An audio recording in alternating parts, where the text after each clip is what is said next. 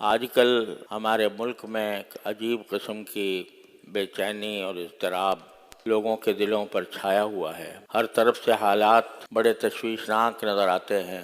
عوام کے اوپر مہنگائی کا ایک طوفان مسلط ہے۔ ملک کے خزانے خالی ہو رہے ہیں۔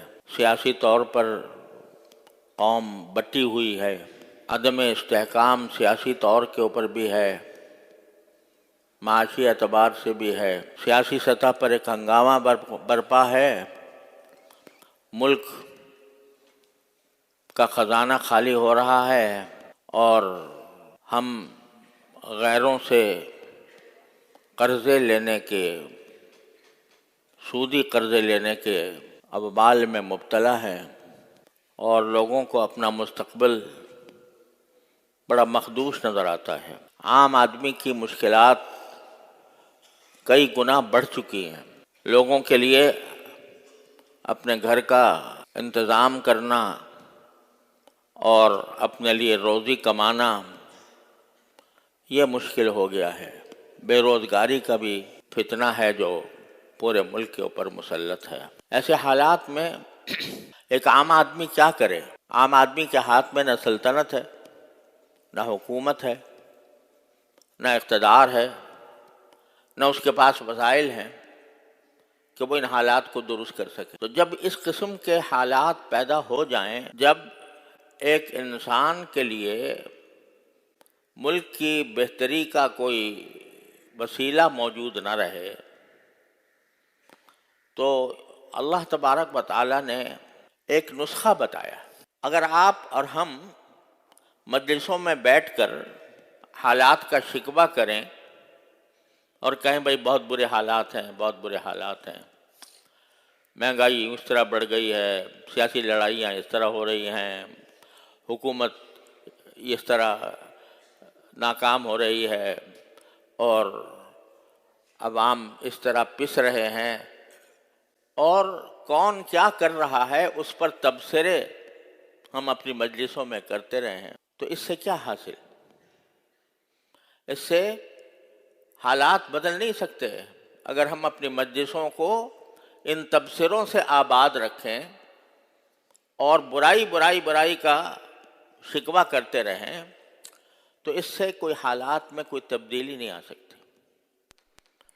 لیکن ایک کام ہے جو ہر آدمی کے کرنے کا ہے، ہر مسلمان کے کرنے کا ہے، اور وہ بڑا منطقی اور بڑا عقلی اور بڑا حکیمانہ طریقہ وہ یہ ہے کہ بھائی تم دوسروں کو خرابی سے روکنے کی تمہارے اندر طاقت نہیں ہے۔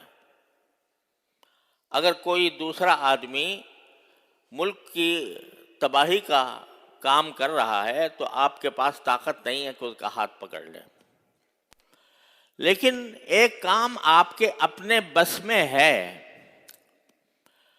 اس کی طرف توجہ دو۔ وہ کیا ہے؟ وہ یہ کہ تم خود اپنے آپ کی طرف دیکھ کر، اپنے حالات کا جائزہ لے کر، جہاں جہاں تم اپنے زندگی میں غلطی کر رہے ہو، کم از کم اپنے آپ کو اس غلطی سے بچا لو۔ آج اگر ہم یہاں 1500 آدمی موجود ہیں اور ہم میں سے ہر ایک یہ تہیہ کر لے کہ میں اپنے آپ کو ٹھیک کروں گا، یعنی میرے اندر جو غلطیاں پائی جا رہی ہیں ان کی اصلاح کروں گا، ان کو درست کروں گا۔ اگر یہ 1000 آدمی یا 2000 آدمی جو بھی ہیں، وہ اگر یہ تہیہ کر کے اپنی اصلاح کی طرف لگ جائیں تو 1000-2000 آدمی ٹھیک ہو گئے۔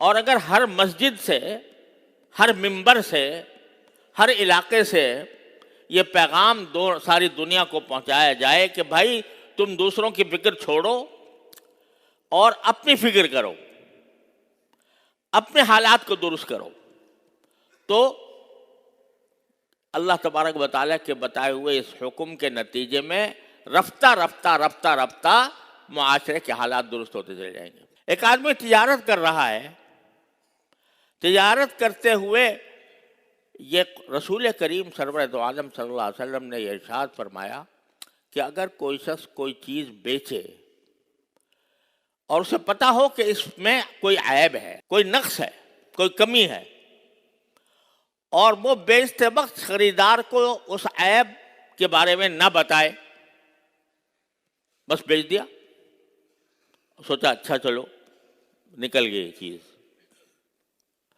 آنکھوں پر دھول ڈال کر کوئی چیز بیچ دی، تو رسول کریم سرورت عالم صلی اللہ علیہ وسلم فرماتے ہیں جس نے کوئی شخص عیبدار چیز بیچی جانتے بوجھتے اور خریدار کو نہ بتایا، لم یزل فی مقت اللہ، وہ ساری زندگی اللہ کے غضب میں رہے گا۔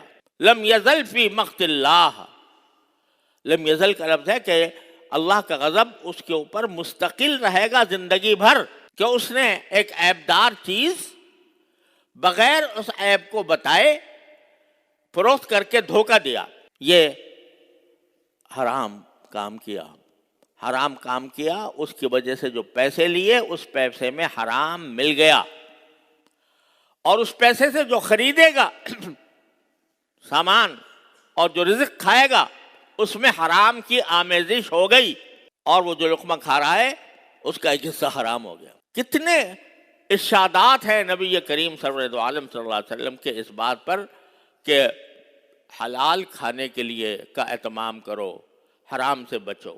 تو میرے بھائیوں، اس کو مایوس ہونے کے بجائے اور مایوسی پھیلانے کے بجائے اس طرف متوجہ ہو ہر انسان کہ میرے کرنے کا جتنا کام ہے اس کو میں ٹھیک انجام دے دوں، اللہ تعالیٰ کی رضا کی خاطر، اخلاص کے ساتھ، صدق کے ساتھ، تو کچھ بعید نہیں ہے کہ اللہ تبارک و تعالیٰ ہمارے حالات تبدیل فرما دیں۔